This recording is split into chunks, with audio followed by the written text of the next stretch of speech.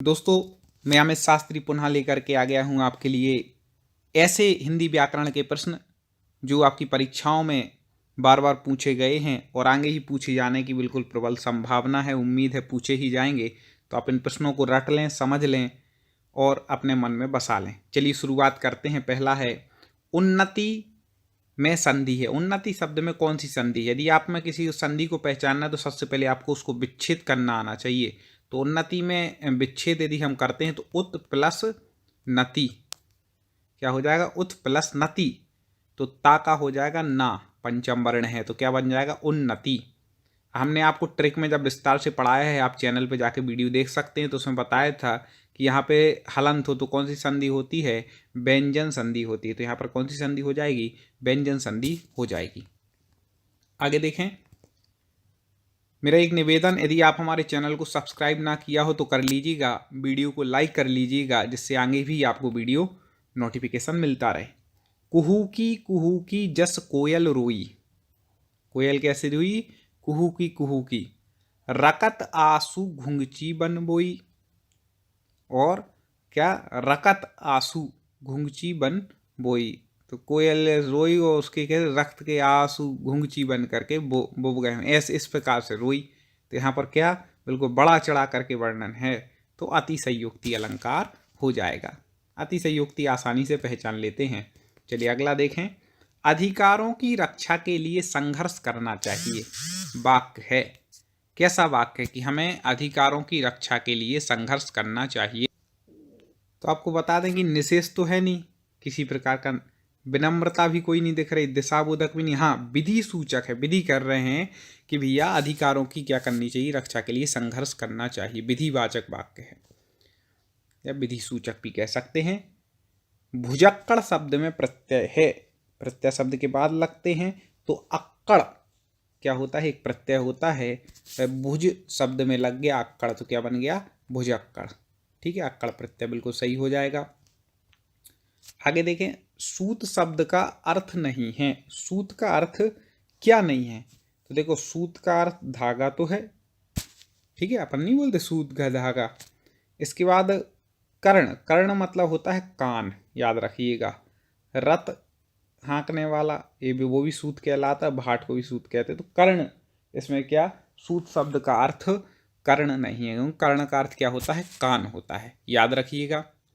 आगे बढ़ते हैं। बहुत महत्वपूर्ण प्रश्न है, वीडियो को पूरा देखें। और आप यदि पूरी तैयारी करना चाहते हो चैनल पर जाके प्लेलिस्ट देख लें। आपको संस्कृत पढ़नी हो, हिंदी, पर्यावरण, कुछ भी, जो भी आप सब्जेक्ट पढ़ना चाहें, आपको सारे सब्जेक्ट यहाँ पर मिलेंगे। अगला देखें। कलेजा उछालना मुहावरे का आशय है। कलेजा उछालना, उद्वेग से दिल का धड़कना, आशंका से दिल का धड़कना, हर्ष से दिल का धड़कना। बिल्कुल कलेजा उछालना। तो उपयुक्त सभी इसका उत्तर बिल्कुल सही लग रहा है। ठीक है, इस प्रकार से कोई बिल्कुल अच्छा स्पीड वाला बंदा हो, क्योंकि हमें आपका भी समय बचाना है, तो बिल्कुल कमेंट पे हो जाए और हम यहाँ से बता ना पाएँ और आपका उत्तर कमेंट में लिख जाए, तब आपको पता चलेगा आपको तैयारी कितनी है, कहाँ प्रॉब्लम आ रही है। तुम खूब पढ़ो और माता पिता का नाम रोशन करो। वाक्य है, क्या कह रहे हैं? खूब पढ़ो और माता पिता का नाम रोशन करो। आज्ञा सूचक तो है नहीं, यहाँ आज्ञा थोड़ी ना दे रहे हैं। विधानवाचक भी नहीं और संकेतार्थक। हाँ, इच्छा सूचक है। इच्छा कर रहे हैं कि भैया आप खूब पढ़ो, माता पिता का नाम रोशन करो। ठीक है, बिल्कुल सही है। और देखें। अन्न जल पद में समास है। अन्न जल पहले ही हम बता चुके हैं। आपस में कोई विलोम आ जाए या दो ऐसे शब्द आ जाएं, जैसे राम श्याम, दिन रात, ऐसे, तो वहाँ पर क्या दो शब्दों में समझ लें कि एक प्रकार से द्वंद्व हो रहा है। ठीक है, तो अन्न जल में कौन सा समास हो जाएगा? द्वंद्व समास हो जाएगा। आगे देखते हैं। होशंगाबाद जिले में बोली जाने वाली प्रमुख बोली कौन सी है? होशंगाबाद जिले में मुख्य रूप से कौन सी बोली बोली जाती है? तो आपको बता दें कि होशंगाबाद जिले में बुंदेली बोली बोली जाती है। ठीक है, बुंदेली बोली जाती है। हिंदी व्याकरण का पूरा यदि आप सिलेबस वाइज पूरा अध्ययन करना चाहते हैं तो आप हमारे चैनल से जुड़े रहें। आगे हम पूरा क्रम से अध्ययन ला रहे हैं, जिससे आपको कहीं भी कोई प्रॉब्लम किसी क्वेश्चन में ना हो। वैभव शब्द का पर्यायवाची है। वैभव मतलब महत्ता होता है, वैभव मतलब शक्ति भी है, ऐश्वर्य भी है। तो उपयुक्त सभी, उक्त सभी हो जाएंगे। ठीक है। अगला है हॉर्टिकल्चरिस्ट का हिंदी पारिभाषिक शब्द है। क्या कहते हैं हिंदी में, इसका क्या अर्थ हो जाएगा, तो आपको बता दें। आपने हॉर्टिकल्चर तो कई बार सुना होगा, तो उद्यान विशेषज्ञ इसका ये सही उत्तर हो जाएगा। आगे देखते हैं, अनित्य का विलोम है। अब अनित्य का विलोम तो कई लोग क्या करते हैं, देखो सबसे बड़ी गलती आज आपको बता रहे अपन क्या करते हैं। यहाँ पूछा गया क्वेश्चन अनित्य का विलोम है, तो अपन ने जल्दी से देखा नित्य, चलो आगे बढ़ गए। नहीं भैया, अपन को क्या करना है, चारों ऑप्शन पहले देखने हैं। अनित्य का पहले आप मतलब समझे। अनित्य मतलब जो नित्य नहीं, हमेशा नहीं रहता, ठीक है, नष्ट होने वाला है, वो अनित्य एक प्रकार से। तो शाश्वत, ये इसका सही हो जाएगा। सर्वदा मतलब हमेशा रहने वाला, ये भी सही है। और नित्य, ये भी सही है। तो उपयुक्त तो सभी इसका उत्तर हो जाएगा। इस बात का हमें विशेष ध्यान रखना है, क्योंकि केवल पढ़ना और रटना नहीं है, किस प्रकार से हल करना ये भी हमें समझना है, ठीक है। ठेस शब्द है। ठेस कैसा है, बिल्कुल देशज है, ठीक है, देसी शब्द, शुद्ध बिल्कुल ठेस। आगे देखें, रोजगार और निर्माण प्रकाशित होते हैं। कहाँ से पत्र प्रकाशित होते हैं, तो आपको बता दें भोपाल से, ठीक है।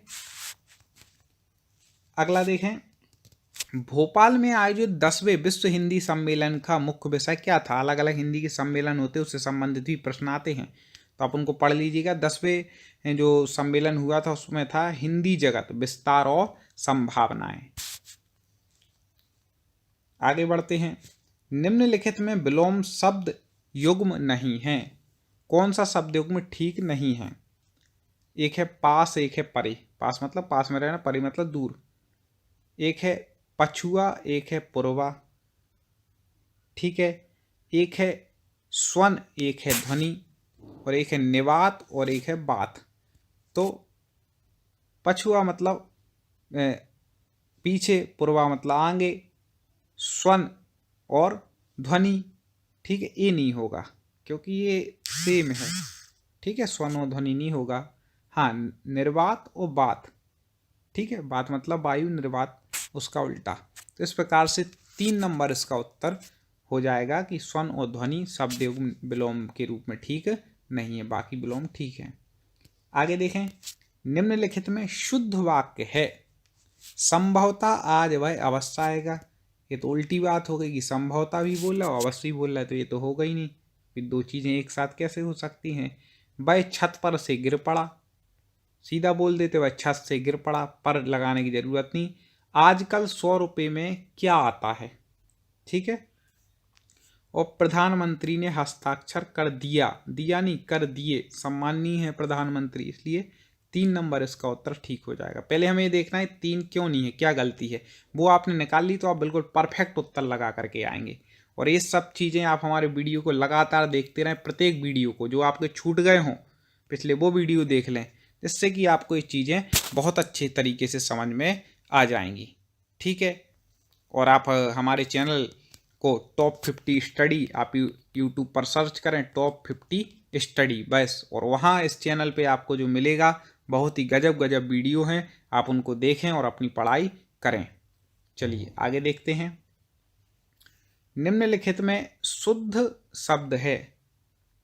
निम्नलिखित में शुद्ध शब्द कौन सा है, तो आपको बता दें कि प्रशंसा ऐसे नहीं लिखा जाता है, वो तो इस प्रकार से लिखा जाता है प्रशंसा।